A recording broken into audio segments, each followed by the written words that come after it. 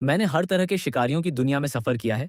मुझे लगा था कि मैं एसएसएस श्रेणी के शिकारियों को जगा सकता हूँ और मुझ पर 30 लाख युआन का कर्ज था। उत्तरी शहर की झुग्गी बस्ती में, सुनसान गलियों में मुझे एक टूटी हुई पट्टी की तरह फेंक दिया गया। मेरे शरीर के जमीन पर गिरने की आवाज बिजली की गड़गड़ाहट में दब गई। मुझे उस दीवार पर जोर से धक्का लगा जिस पर काई नहीं जमी। असहनीय दर्द पल भर में उठा और चीखने की सारी ताकत मुझ में खत्म हो गई। मैं बस अपना मुंह खोलकर उस विंड ब्रेकर का नाम चिल्ला सका, पैसे लौटाओ वरना वो सड़ा हुआ अंडा खाओ। बोलने वाला एक गंजा आदमी था। उसके हाथ में सोने का बना बेसबॉल बैट था। गंजे आदमी के पीछे आधे आदमी के बराबर ऊंचाई वाला, जमीन के बराबर ऊंचा, लोहे की खाल वाला जंगली सुअर सीढ़ी पर रेंग रहा था। उसकी लाल आंखें जमीन पर लंगड़ाते हुए चल रहे युवक को घूर रही थीं। ये उत्तरी भूमिगत बैंक का सुनहरा हाथ है और मैं सिर्फ 18 साल का हूँ। मेरे माता पिता दोनों मर चुके हैं। मैं स्कूल का सबसे कमजोर छात्र था जिस पर 30 लाख युआन का कर्ज था। बोलो। वक्ता के आगे बढ़ने से पहले ही उसने एक पैर से मेरी कलाई पर जोर से दबा दिया। क्या आज वो दिन है जब तुम जागोगे? ये बात पूरे शहर में फैल चुकी है। हमारे युवा स्वामी वांग आधे घंटे तक जागृति मंच पर सांस रोके बैठे रहे। अंतिम क्षण में जिस अंडे से जेड दानव के निकलने की उम्मीद थी, उसमें कोई प्रतिक्रिया नहीं हुई। उसे तो मृत अंडा घोषित कर दिया गया। मुझे डर था कि मैं कीचड़ भरे पानी में दांत पीस लूंगी और एक शब्द भी नहीं बोलूंगी। मेरी निगाहें झाओहू की बंदर जैसी गांठ पर टिकी थीं। तुम अब भी वैसे ही हो।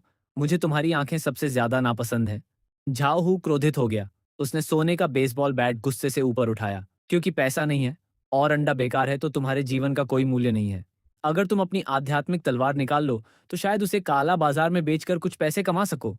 लोहे की चमड़ी वाले जंगली सूअर को मानो अपने स्वामी की हत्या का एहसास हुआ और वह उत्तेजित होकर चिल्ला उठा। वह मुझ पर वार करने ही वाला था। उसी क्षण मेरी बाहों में रखा धूसर पत्थर का अंडा फिसल गया।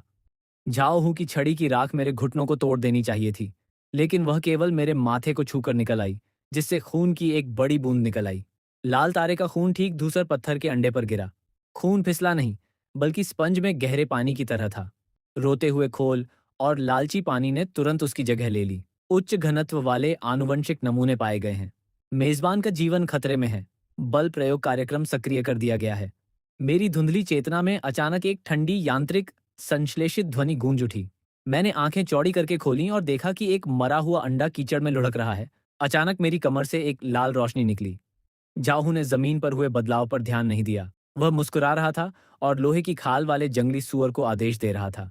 लोहे की खाल वाला जंगली सुअर हंसते हुए मेरी ओर दौड़ा। नुकीले दांत मेरे पेट से आधे मीटर से भी कम दूरी पर थे। उसी क्षण पत्थर का अंडा पूरी तरह से टूट गया। आसमान में कोई रोशनी नहीं थी, कोई दैवीय शक्ति नहीं थी। बस एक नाखून के आकार का काला और लाल रंग का छोटा सा जीव चुपचाप उड़ रहा था।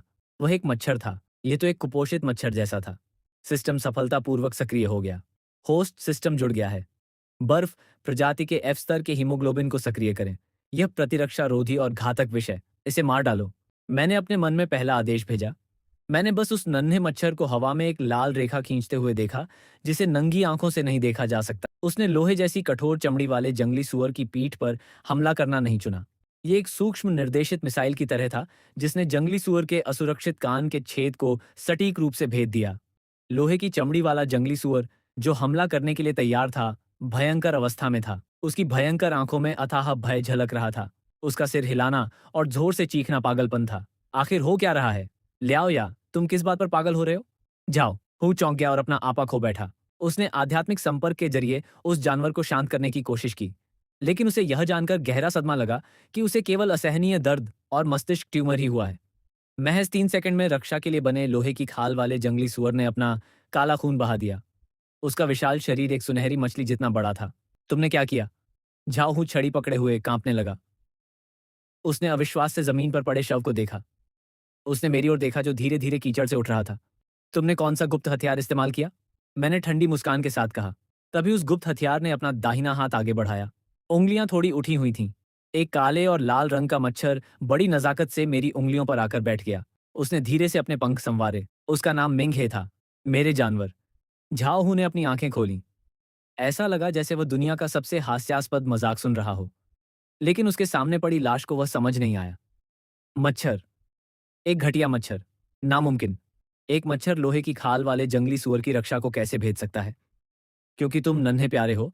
जागने के बाद मेरी आवाज थोड़ी कमजोरी से भर आई है। यहां तक कि अजगर भी मर जाएगा अगर उसके दिमाग में सुई चुभ जाए। लोहे की खाल वाले जंगली सुअर जैसे निम्न स्तर के जीव को मारकर 50वां विकास बिंदु प्राप्त करने के बाद मेजबान इस समय गंभीर रूप से घायल है। ऊर्जा की तत्काल पूर्ति करने की सलाह दी जाती है। रक्त की जांच करने और रक्त की प्यास बुझाने की सलाह दी जाती है। मैंने अपनी उंगलियों पर हल्के चमकीले मच्छर को देखा। मुझे उसकी भूख साफ महसूस हो रही थी। मैंने धीरे से अपना सिर उठाया। वह झाओ हूं जैसा दिख रहा था, जो डर के मारे इधर-उधर भाग रहा था। जब तुम यहाँ हो तो मत जाओ, मेरा मच्छर अभी भरा नहीं है। इस समय झाओ हूं ने भी प्रतिक्रिया दी। हालांकि मुझे इसका कोई पूर्वाभास नहीं था, फिर भी वह एक ताकतवर आदमी था और मैं तो बस एक हाई स्कूल का छात्र था जो गंभीर रूप से घायल हो गया था। वह एक भूरे रंग की गेंद लेकर मेरी ओर दौड़ा। मैं वहीं खड़ा रहा और हिला तक नहीं। मैंने बस अपनी उंगली से हल्के से थपथपाया। झाओ हूं की बांह आधी खाली थी। उसे बस गले में हल्की सी ठंडक महसूस हुई। फिर एक ऐसी सुन्नता उसके पूरे शरीर में फैल गई जिसका वर्णन करना असंभव था। इसके बाद घुटन का ऐसा एहसास हुआ मानो किसी चीज ने उसे जकड़ लिया हो। जब भेड़िया और सोने की गेंद जमीन पर गिरे तो झाओहू ने अपने दोनों हाथों से अपनी गर्दन पकड़ ली। उसकी आंखें फटी रह गईं और उसके मुंह से कर्कश आवाज निकली। मूल राक्षस का शरीर नंगी आंखों से दिखाई दे रहा था। 10 सेकंड बाद झाओहू जमीन पर घुटने टेक कर बैठ गया और एक सूखी गैस छोड़ने लगा। जागृत करने वाले को मार डालो। दर्जनों विकास अंक प्राप्त करें। चेतावनी, वर्तमान विकास अंक समूह विभाजन मोड को खोलने के लिए पर्याप्त नहीं है। आगे खोज जारी रखने की सलाह दी जाती है। मैं दीवार के सहारे जमीन पर बैठ गया और जोर से आह भरी। मैंने अपनी उंगलियों के सिरों को फिर से देखा और मेरा पेट चमकीले लाल मच्छर जैसा हो गया था। डर नहीं था, बस हंसी थी। ये शक्ति है। ये वो शक्ति है जिसे लोगों के चेहरों को देखने या उनके चेहरे हिलाने की जरूरत नहीं है। मैंने अपनी जीभ बाहर निकाली, अपने मुंह से बारिश का पानी और खून चाटा और मेरी आंखें धीरे धीरे पागल हो गईं। अगर मैं काफी संख्या में जीवों को मार डालूं, चाहे वो मच्छर ही क्यों ना हो, तो मैं दुनिया के सारे ड्रैगन और फीनिक्स को घुटने टेकने और अपने पूर्वजों को पुकारने पर मजबूर कर सकता हूं। मैं खड़े होने के लिए संघर्ष कर रहा था। तियानमेन स्क्वायर स्थित युशो अकादमी के प्रवेश द्वार पर भारी भीड़ थी। उत्कृष्ट वर्दी पहने छात्र 3-5 के समूहों में कतार बनाकर खड़े हो गए और अपने आसपास मौजूद सभी युशो के पीछे पीछे चलने लगे। मैं एक पुरानी साझा साइकिल से उतरा। क्या यह हमारे दिवंगत प्रतिभाशाली वांग बाटिया नहीं है? एक तीखी आवाज सुनाई दी। ब्रांडेड लड़ाकू वर्दी पहने कुछ लड़कों ने मुझे घेर लिया। उनके चारों ओर एक मोटा आदमी था जिसके सिर पर एक बड़ा कप था। उसका नाम लियू कियांग है। वह ली आउटिन का पालतू कुत्ता है। उसने एक सी लेवल डाली दानव को जगाया है। मैंने सुना है कि कल तुम अकेलेपन से बाहर निकले और आखिरकार चैन की सांस ली। लियू कियांग ने बढ़ा चढ़ाकर हंसा। उसके आसपास मौजूद दानव ने भी जमीन पर हाथ रखकर उसकी छाती पीटी और जोर से चिल्लाया। उसके आसपास के छात्र चलना बंद कर दिए। उसके चेहरे पर मुस्कान थी। मैंने बिना कोई भाव दिखाए कार लॉक कर दी और पलकें भी नहीं झपकाईं। कल रात की शिकार और हत्या ने मुझे एक सच्चाई का एहसास कराया। इस दुनिया में तथाकथित गरिमा के लिए संघर्ष करना चाहिए, उसे बदलना नहीं चाहिए।